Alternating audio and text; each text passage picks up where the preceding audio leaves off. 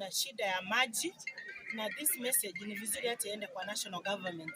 Watu wakija Kisii wanaona Kisii uko very green, hawataki kutusaidia juu wanasema Kisii mvua inanyesha. Yes, hatukatai mvua inanyesha Kisii.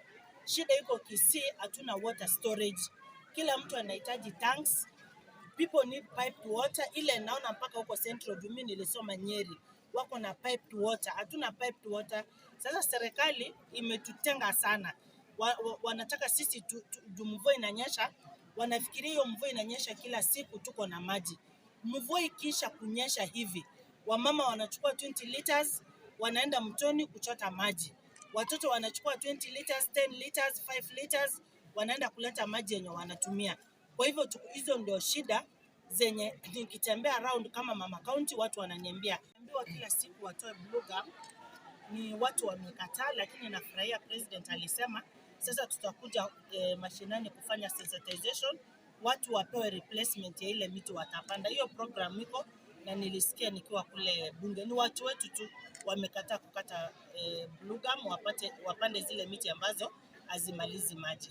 But the program is there. Na wasiweke reason wakisia hatuna maji ni blue gum. Si watu wengi pia wamepanda blue gum. Shida ya maji Kisii ni water harvesting. We don't have piped water, we don't have means za kufanya storage. Insist I'm going to do boreholes. Tukishafanya boreholes, nilikuwa na PS wa water. Kuna vitu mingi sana watu wetu hawajui. Huko kwa Ministry of Water wanafanya kazi na Ministry of Energy. Mimi sasa kama mama county nikitengeneza borehole, Ministry of Energy wanakuja kunipatia solar. Kwa sababu wakati kitu inafanya watoto wanakosa maji, mko na borehole, bills za Kenya Power zinaenda juu, sasa wakidisconnect hakuna maji.